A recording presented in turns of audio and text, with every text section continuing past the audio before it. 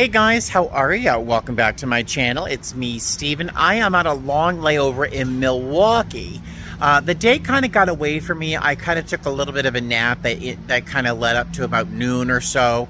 Then I had some things to do in the room, and then I had a phone call to make that took quite a long time. So by the time I left the room, it was, I don't even know what time, 2:40, something like that. So looking at most of the museums in the area close at 5, I found that this one was open till 8 o'clock. So I grabbed an Uber to come down here, about 16 bucks. And boy, it was amazing. But as usual, my museum walkabouts tend to take a long time. So I figured, you know, I'll just make a separate video of just my little walk around the museum here as a separate video, and then continue later on for the remainder of this trip. So this is the museum. I don't know if I can capture the whole building, but it's amazing. The exterior of this building is amazing. Driving up, it looked like a giant space-age yacht of some kind. But look at this. So this part of the building, these wings here close. They open and close, I think, twice a day. When the museum closes, these close like shutters over that glass section. There's this buttress here, and you'll see bits and pieces of the museum architecture inside. Just a stunning building. And it's surrounded by these beautiful, beautiful landscape. It's a rainy day here in Milwaukee, but we're on Lake Michigan. Crazy. And way out there, you can't see them. That dark line there is a breakwater. And earlier today, you could see these huge white just crashing waves against the breakwater back there. So it's a crazy day out in the water on Lake Michigan. But yeah, it's a beautiful day. The architecture of the city is really spectacular. I was kind of surprised by it. This walkway, which is kind of wild, is over to the parking garage, and you can kind of see part of the other side of the building. It just looks like a giant yacht to me. Really, really neat. All right, so I'll see you inside. I'm already digging the gift shop, and I haven't even gotten in there. I love the architecture of this building. I just stepped inside, and just look at this architecture. Look at that. So beautiful. I think they're either setting up for an event or just winding down. I'm not sure, but boy, the architecture is spectacular. Look at these hallways. Boy, the building itself is remarkable. All right, let's get a ticket.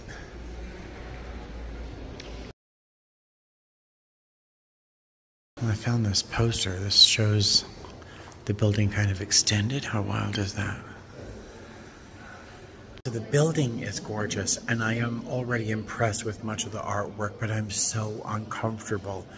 It's so loud. People are just loud. They're talking like they're in a mall, and they're just clomping around in shoes, and it just makes me uncomfortable.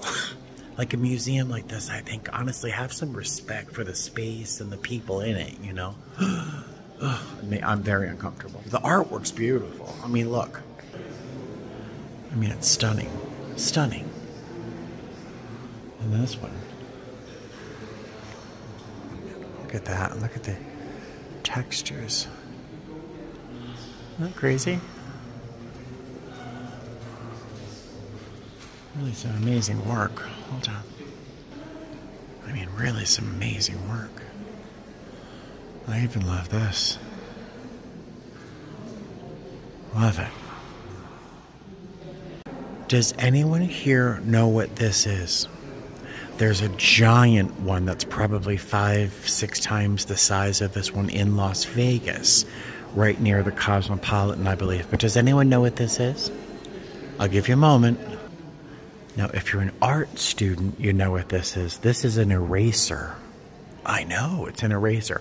So this is the eraser portion. You'd use that, and you'd have some control over a thin line by using the edge of the circle, or a wider area of erasing metal to support that. And then that that is a brush on top, so you would whisk away the crumbs from your eraser. But I don't think kids know what erasers looked like, at least from art school. But I think that's fabulous. But there's a huge version of this in Las Vegas. And I think, if I'm not mistaken, those are probably Warhol pieces behind it right here. There you go.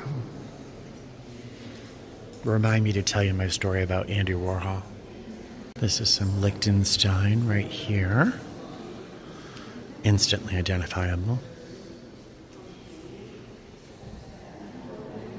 Crazy. This is a painting. It's like photorealistic. It's wild. Chuck Close. That's more Liechtenstein. Oh, look at that. I've never seen anything like this in his work. Look at the reflective metal. Interesting. I don't pretend to understand pieces like this. I really don't. It's a very large canvas of different varieties of white kind of splotched on there, and I really can't say I understand it any more than if I sit here and kind of stare at it. You get this kind of mandala effect where you just kind of become kind of hypnotized by the different layers and shapes within the white. So I don't know. Maybe that's it. Don't know. All right, this is crazy. Do you see this image moving and dancing? The circle. It almost looks like snow on a TV screen. That's the camera sensor trying to make sense. Look, it's even getting more energetic. And this is what your eye does when looking at it. What it really is just spots on a canvas. But when you step back from it, your eye does all sorts of crazy things. Look what's happening. That's wild. That is wild. I would love to do this in my living room. Suspend these stones. Are they stones? I can't touch them, but I can breathe on them. No, they're styrofoam or something. Those aren't really rocks. They look at it. All right, I don't know what this is doing on camera to you, but in person, as you're looking at this, I physically feel as if I'm being pulled physically in different directions standing in front of this piece here. It is wild. It's crazy how I physically feel like I am being moved by the way that these lines are moving. Crazy. All right, let's go down here. I don't see anybody down here. So I mentioned Andy Warhol earlier. One of my clients back when I worked at Neiman Marcus in the early 2000s were the Sonnabends. They owned the Sonesta hotel chain, and his family had the hotel chain, but his wife was an equal, like a sort of she was one of Andy Warhol's models and sort of cohorts in the art factory or whatever it was called. So she was actually friends with Andy Warhol, and she had a ton, like her basement of their townhouse in Boston was full of pieces of Andy Warhol work and promotional pieces with the tomato soup cans and stuff. She had paper dresses and I don't know, all sorts of crazy things. But they had the floors of their brownstone in Louisburg Square in Boston, which is hysterically expensive. But they had the floors of their house reinforced so they could have artwork brought in and shown in their home. And I'm talking like boulders rearranged in certain ways from like North Korean artists that were in hiding. I mean, crazy, crazy artwork. But the pieces in their house were very much like this.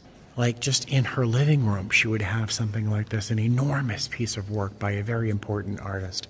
But she had a ton of Andy Warhol stuff, and I really missed. I used to deliver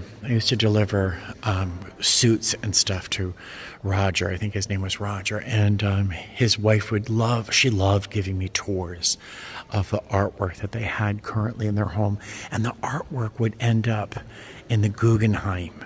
It would go from her first floor to the Guggenheim in New York. It was wild. But speaking of wild, look at this, right? Crazy. There's my story about Andy Warhol. Look at this piece. I thought this was going to be by Chihuly or something, but I guess he's not the only glass artist. But it's a table full of food and flowers and fruit, all made of crystal. Isn't that beautiful? I love furniture. American Industrial Design. I love, oh my God, isn't that amazing, that desk? That's fabulous. That's delicious. Look at this rocking chair. Crazy. Look at this. Oh, don't you want to live right there? Don't you want to live right there? Look at that. They even have a meat slicer here. Just stylized and designed. Post-war domestic modernism in the USA. Look at this desk. Beautiful, huh?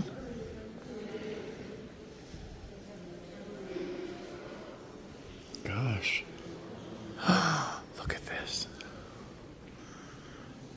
I'm fascinated with glass. Look at that. Crazy. This is a great museum. Who knew? Milwaukee. Look at this tea set. Oh my goodness, I love this tea set. I wish I still did pottery because I would love to do something in that line. The color on camera is turning out more Tiffany blue, I think, and in real life it's more of a celadon green. But boy, that's a beautiful tea set. I love this section. I have a thing for chairs. Chairs and lamps. I probably have 14 chairs in my house, and I live alone with 2 cats. I have a problem with chairs, but look at that, huh? This reminds me of the late 70s, honestly, right there. I love chairs.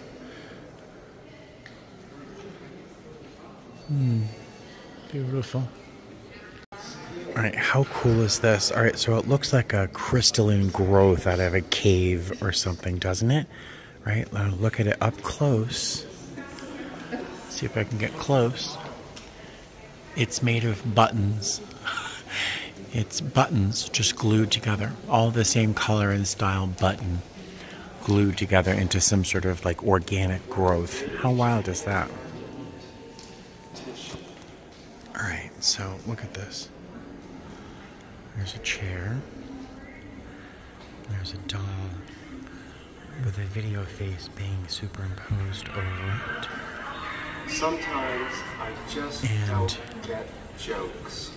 And you know, when you take a questionnaire, if you're a flight attendant, that like 50 question quiz you had to take to see whether or not you continued on in the process, it's like questions, statements that you agree with or disagree with, strongly or not strongly.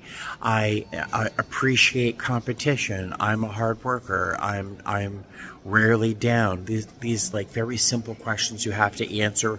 Strongly agree, somewhat agree. That's what the artist is doing. He filmed himself and then superimposed his face on that of a doll that is under a chair. Wackadoodle. Wackadoodle. This is a piece by Jasper Johns. I've never seen any of his work in person, just in photographs and books and stuff. Interesting. So we've got all this modern stuff, and then you go in here, and suddenly it's Italy, 1600.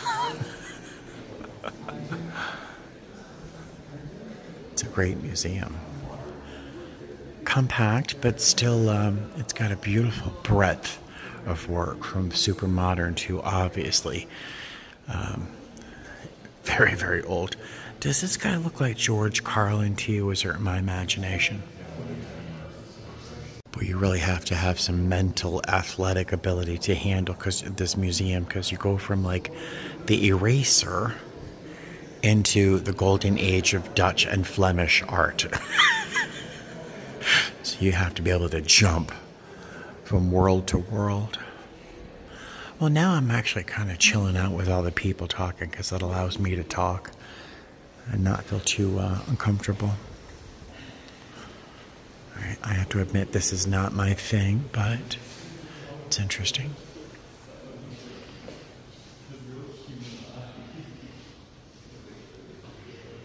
This piece is from 2nd century AD in Rome. Now, I'm fascinated by the detail and the delicacy of the line. In fact, look at right there. There's actually smile lines. There's actually crow's feet. Can you see?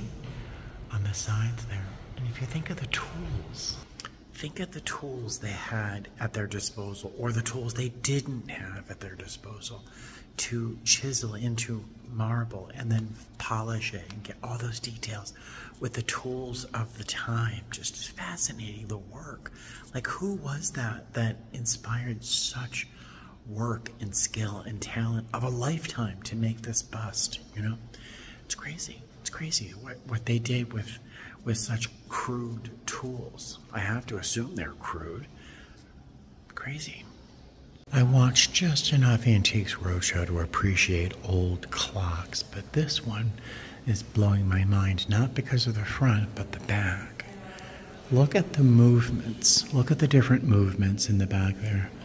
Look at the detail, all the work, all the fineness and delicacy of the pierced work, right? Look at all that technology. Back in the 1600s, the technology in that clock must have been mind-blowing.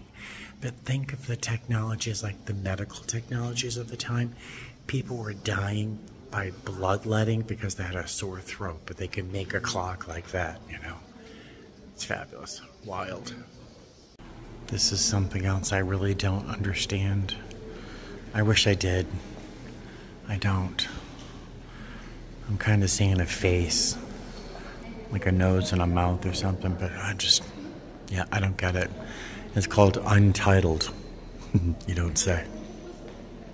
I'm now in the folk and self-taught section of the museum, and I have to tell you, this is one of my favorite pieces. I don't know why. Well, there's a cat involved, so maybe that's why I like it so much, but I don't know why I love this piece so much. Look at her eyes. She's like very serious. But look at the cherry blossoms and the geese. Look at the geese.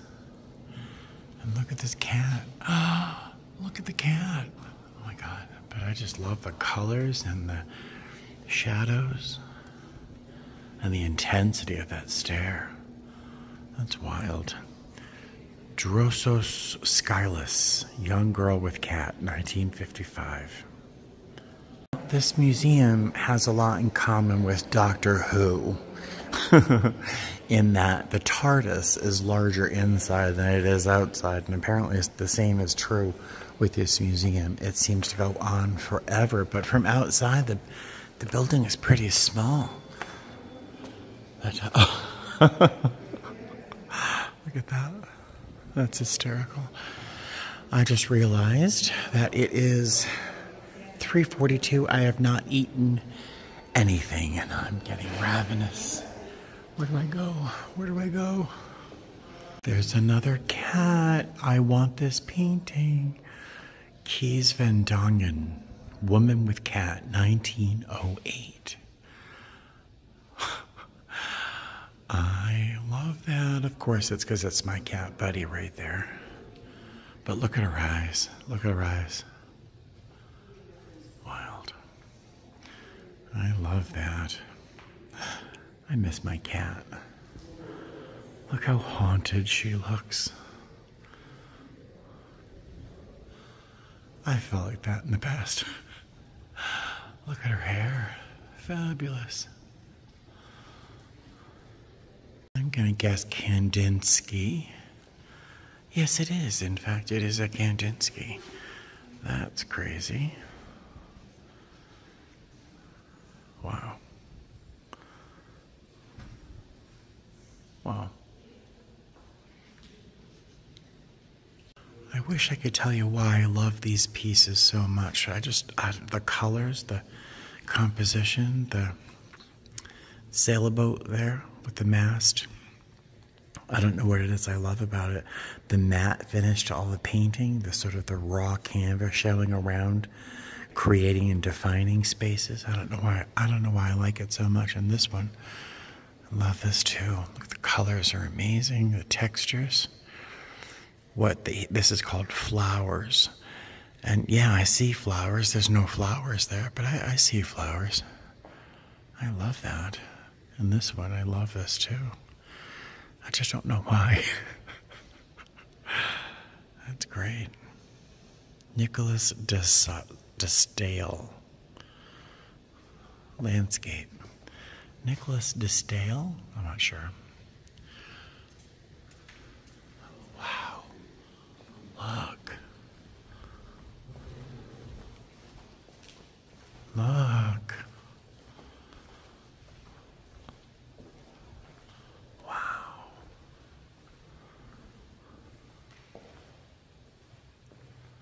No one's in here. Look at that.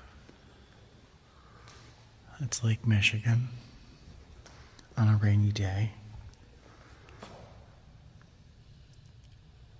Silence. There's a lighthouse way out there. I'm not sure if you can see it. Right there. That's the window. I can't get it in focus. I just want to stay here. So nice.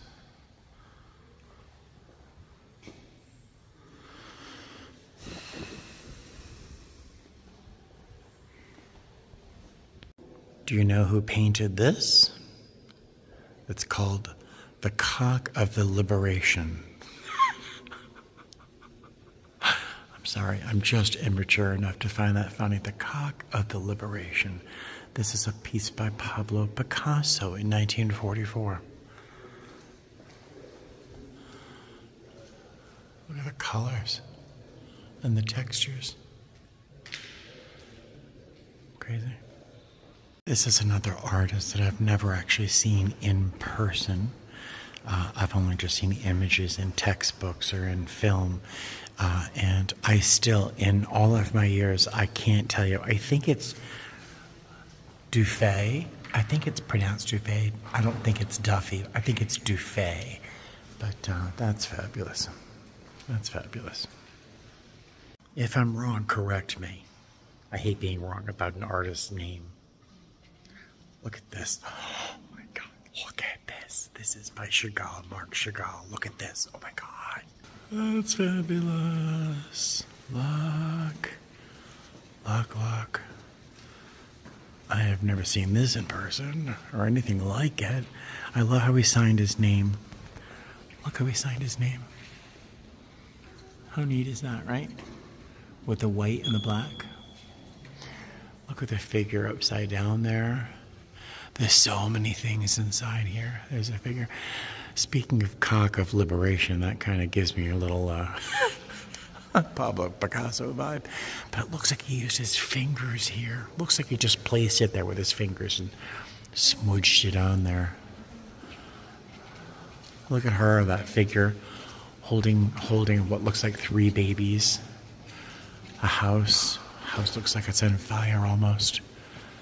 And that house is tumbled over. There's some sort of catastrophe happening here. Oh, well. I'm like, oh, it looks like a catastrophe happening. It's called the Horsemen. As in, I'm assuming the 4 horsemen. That's wild. I am so pleased I got to see this in person. I'm going to guess Miro. And I'm right. Yeah, that's amazing. This museum has so many important pieces. Just fantastic. Really amazing museum. This is crazy. Just crazy. I'm loving this. At first it almost looked like billows of smoke, but then it starts to coalesce into these human forms. And a little dog, I think I see a little dog down there. But maybe a cat down there, I don't know. But it looked like smoke or some sort of cubist something. And then you start seeing the figures and the faces. It's by Ferdinand Leger. Wow, that's great. This little exhibit here, and I'll show you some of them in a moment, but this little exhibit's called Breadlines and Circuses, which sounds like it should be my life story. Breadlines and Circuses, I totally identify with that. In the section called Breadlines and Circuses, we've got this Norman Rockwell piece here. It's a young lady contemplating what hat to buy at the Milner. And is that cheese under the dome? Interesting. But, you know, of all his pieces, I can't think I've ever seen a real Norman Rockwell painting in person with all the museums I've been to. This is fascinating. This is Andrew Wyeth, who's best known in my mind for Christina's World, that picture of a young lady lying in the grass. But this is really, really interesting. I've never seen any of his other work in person. It's crazy. Pottery, one of my favorite art forms.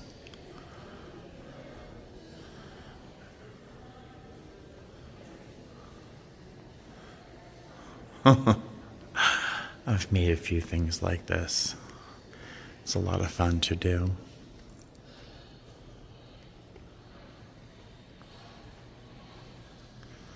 Great chairs. What's this? This gallery showcases exceptional works in clay made by 13 indigenous artists from diverse cultures and sovereign nations in the present-day United States. Okay. Wow. I can't even begin to describe the amount of work and preparation it would take to do that. Look at these little squares. That's amazing. The piece is beautifully made, but the decoration is stunning. Look at the complexity of that. I'm in love with this. I mean, this is porcelain and it's eggshell thin, and then it's woven with these reeds. Boy, that's spectacular. My mouth is watering actually just looking at that. Sorry. Speaking of mouth watering, look at that. This looks like it's hand built. It's probably a coil pot, but it's so thin. It's so beautiful. That finish is delicious. I want to eat that.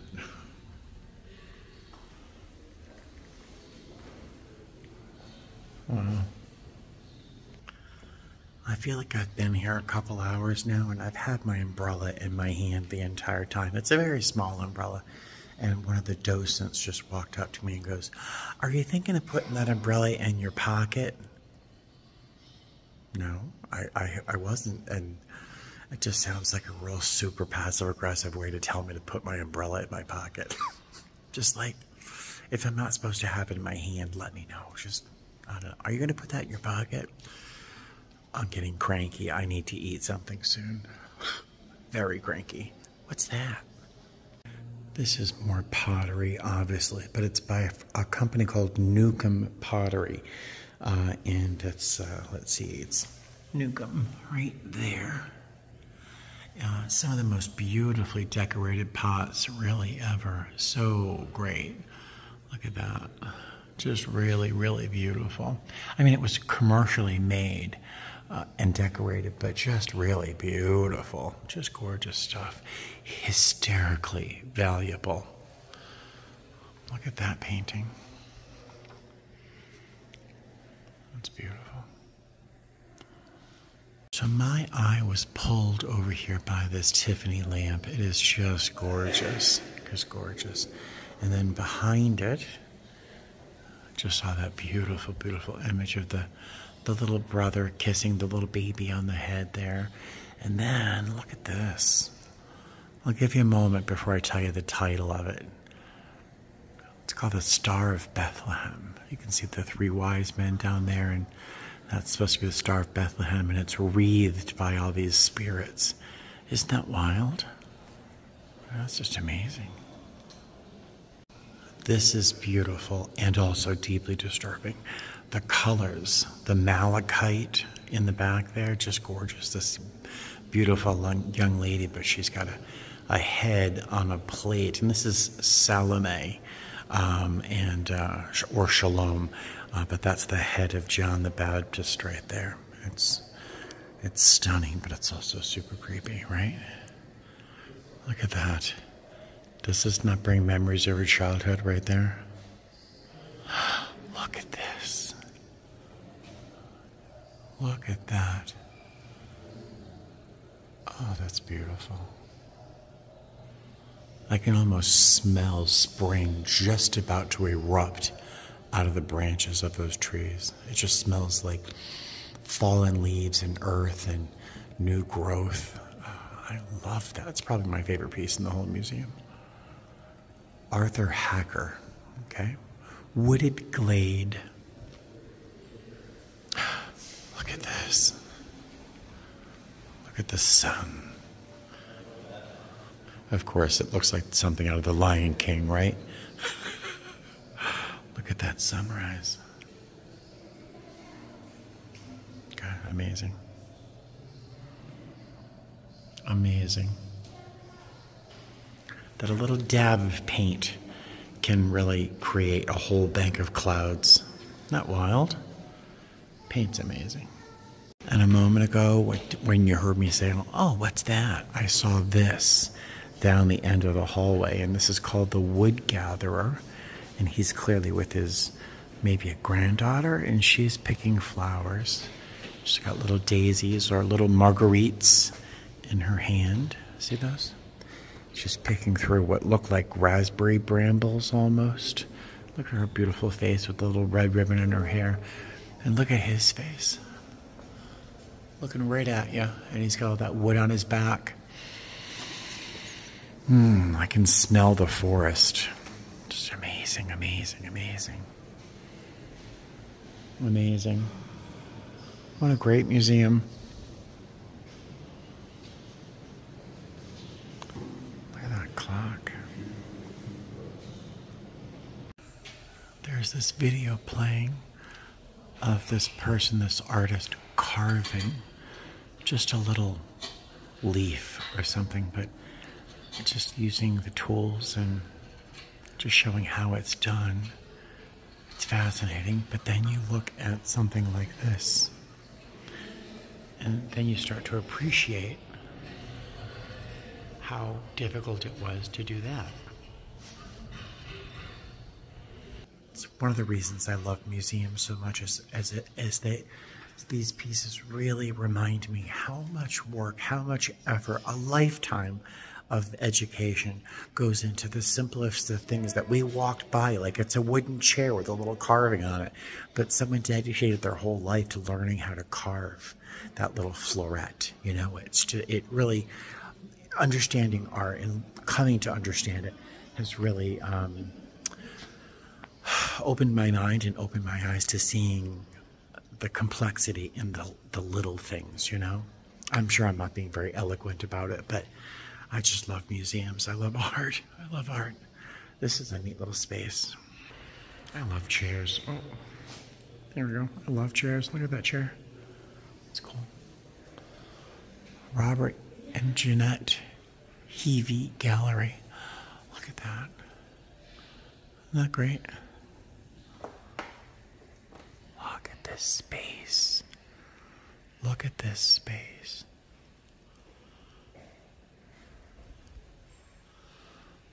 My God, I'm in love with this space.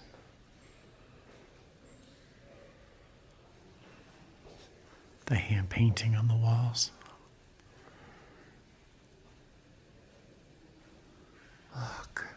Oh, I want to live here.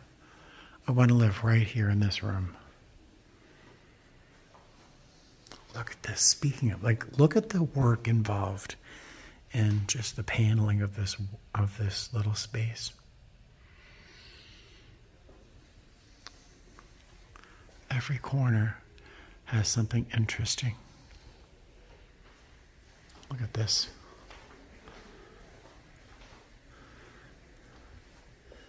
It's like a little diorama. Maybe of this room. Not crazy? Oh, Boston. Pull. I wish I could. I would pull that. Part of me really wants to. I'm not gonna. Boston. Pull. Oh man, it makes me want to pull that. I'm not. Oh my God, I'm like swerving as I walk. I am so hungry. I'm becoming kind of faint, but there's more museum to see, so I'm gonna keep going. I saw a piece of Georgia O'Keeffe around the corner here somewhere. Oh, there it is. Well, there's a few pieces. There you are. This one. It's called Poppies. Beautiful. Look. Oh. Lake George. Neat. I love this. Oh my goodness. I don't know how many times I've seen Georgia O'Keeffe's work in person. Again, it's something I see all the time in print or in film, but I can't really say that I've seen many pieces in person, and here we are in a room full of them. Look at this. Look at that. Can you guess the title of this one? The title is It Was Red and Pink, done in 1959. This makes me think, if you go to Red Rock or Valley of Fire, anywhere in the Southwest, there are places the stone is worn through. That's erosion of wind, millions and hundreds of thousands of years of rain and wind and erosion, so that there are holes in the stone in certain places. This looks like you're actually looking through one of those little holes at the sky, the southwest sky. I just love that. It's called pelvis. It's called Pelvis 1, which couldn't be any more different than what I was thinking. But now I see pelvis. Yeah, I see a pelvis. Crazy. Crazy. Wild. Wild. Look at that.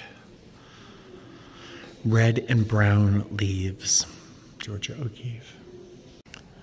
I am just fascinated with how artists were able to capture something as, ethereal as light hitting clouds at different angles. Just look at the colors. And this happens in real life. I think I saw something similar to this in the sky during this trip, as we arrived in Milwaukee. And look at this. If you've ever been out in the woods at sunset or sunrise, I mean, it's this. This is the character of light in the woods, and it's just captured with a little smear of paint, just it's fascinating. And go back to a few minutes ago where I was talking about the carving. Look at the carving on the frame. Just look at the carving on the frame. We look at the paintings, but look at the frame. Look at the work that went into this. This is all hand carved.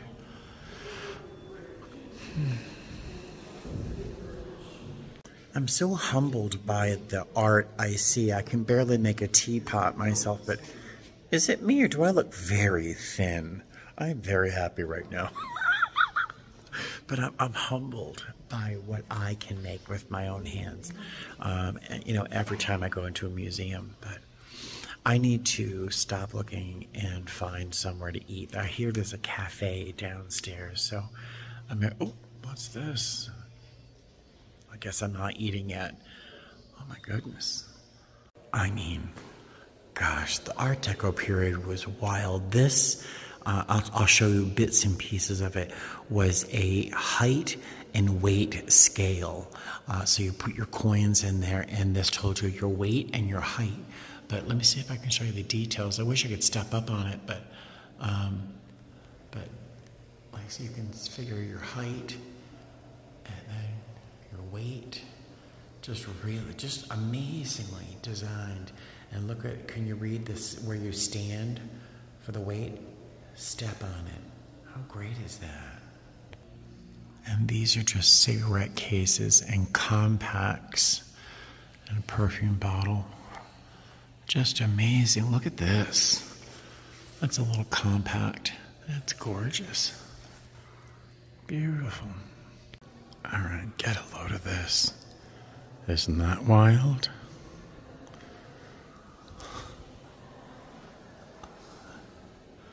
Again, you can kind of see the camera software is trying to make sense of these lines and shapes, so it almost vibrates on camera.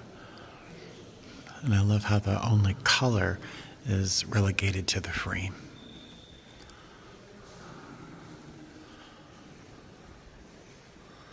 This is a spectacular museum. Crazy. I think it was $27 to get in.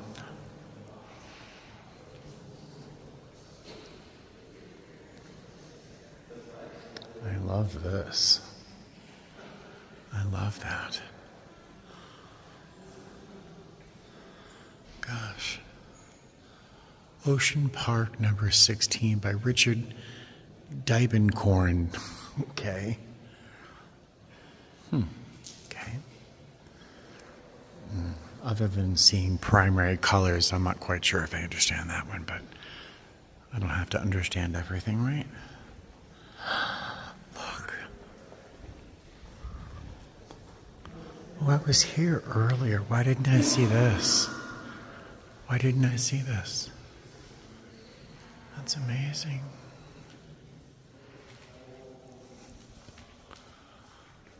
Look at the textures. Those haunting eyes.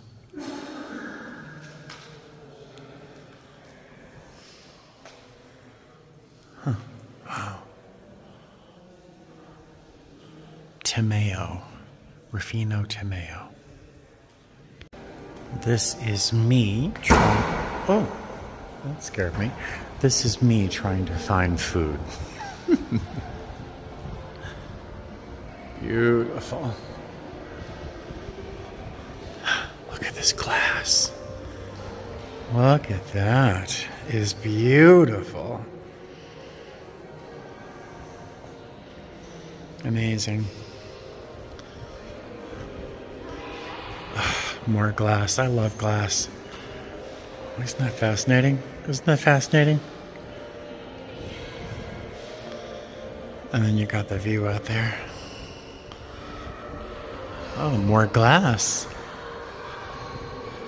Look at this. Oh, I love that. I love that. It's all glass.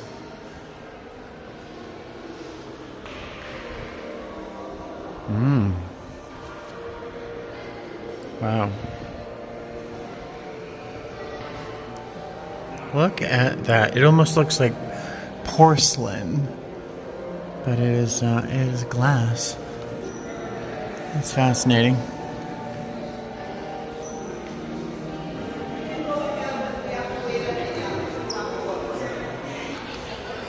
I thought this was set up for some sort of event, but I guess it's just Thursday night, and they put these tables out, and you can buy a drink and listen to some live music over there. There's a bar right here. So Thursday night is the night to be here. I'm going to stop in the gift shop real quick and then continue my... Oh, cafe. I'll do that. Well, let's eat first. I'll buy something I don't want if I don't eat first. I feel like I'm lost at the airport. I'm just looking for signs. As beautiful as this museum is, the signage has a lot to be desired. Oh, good. I need something to eat. Just something small.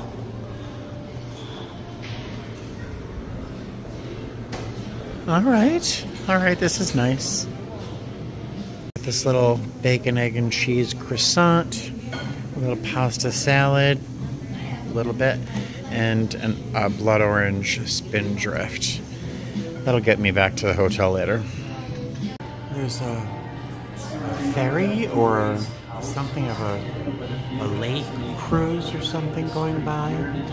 Oh, I want to do that next time. Such an interesting thing to see from a museum cafe. That was just enough food. I'm still a little bit hungry, but that'll get me back to the hotel as a sane person, at least, I think. Well, I'll just follow the music. It's a really great museum shop. Not huge, but it looks like real quality stuff. I love this mobile. I'm actually... If they have one in stock, I might buy one. I love that. Oh, I think this is it here.